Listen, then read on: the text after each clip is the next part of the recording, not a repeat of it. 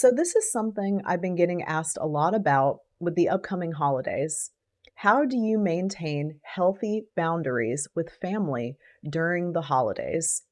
Maybe you have a long established family dynamic in which you grew up with messaging about boundaries that say, boundaries make you selfish, or boundaries make you a bad person, or you are ungrateful if you have boundaries. Or, this is my house, my rules, which can translate into my house, my boundaries. And the list goes on. Maybe you've established low contact in an unhealthy family system, but you have the desire to maintain relationships with your family by spending special times of the year with them still. But you're dreading feeling your nervous system dysregulate as you drop any and all healthy boundaries you've established in your life. In this video, I will deep dive into some powerful tips to help you remain healthy during the holiday season. Well, if you're new here, my name is Sarah Whaling, and I'm a certified life and relationship coach. I assist clients in changing their lives by addressing the subconscious mind to heal insecure attachment styles, core wounds, heal from wounding from relationships with individuals with personality disorders, and everyday pain points. Addressing problems at the root, the subconscious mind, is how we truly change the brain. If you're interested in one on one coaching to get some extra or ongoing assistance with the topics that I discuss in these videos, please visit my website and get the ball rolling on the contact page. If you have struggles with setting, maintaining, or even recognizing your boundaries in real time, meaning in the moment when you're around other people, then there's a decent chance that you experienced enmeshment trauma in your family system. Now, what is enmeshment trauma? Enmeshment trauma is basically where there are very blurred lines between where you end and someone else begins emotionally. Often, people who grew up in this dynamic were programmed to be hyper vigilant to the emotions of others, and the concentration is outside of themselves. There is such a high concentration on the emotions of others around them that the voices of others are so loud that they end up not hearing their own in real time around others. If we are concentrating so heavily outside of ourselves, how can we tend to what's going on inside?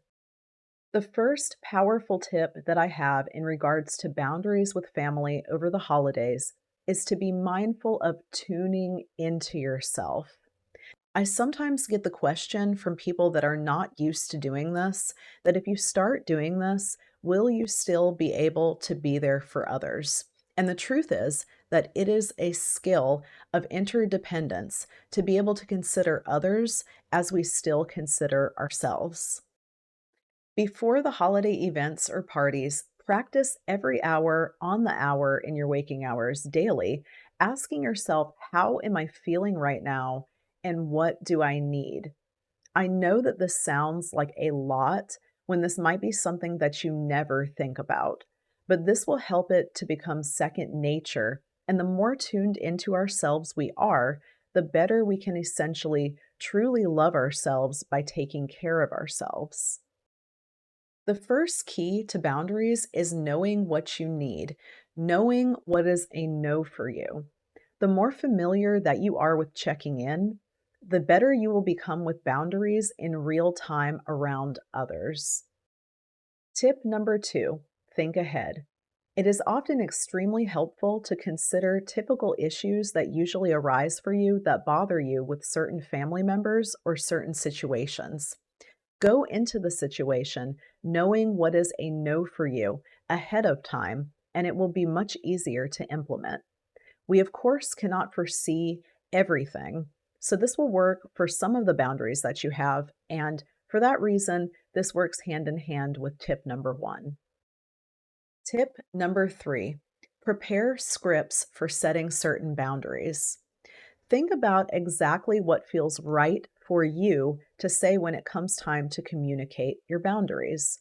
This can go hand in hand with number 1 and 2. In regards to number 1, checking in with yourself, this will apply to more general things. For instance, maybe someone makes a joke at your expense, but you didn't think that it was funny and it was upsetting to you.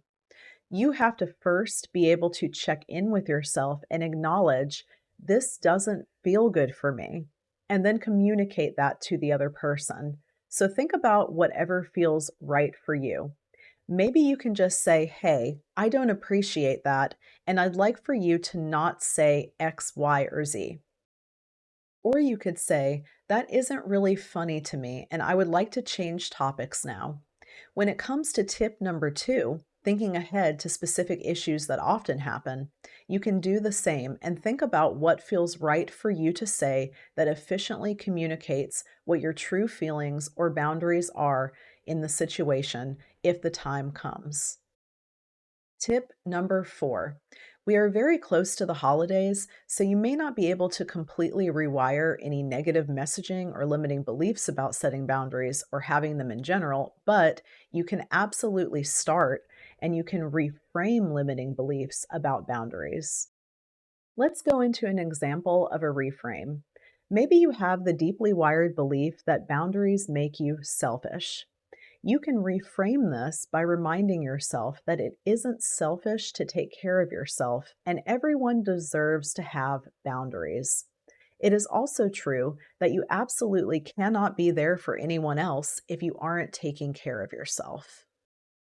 Well, I hope that these tips are helpful for you, and if they were, please give this a thumbs up and share. And if you're new here, make sure to subscribe so that you don't miss any future content.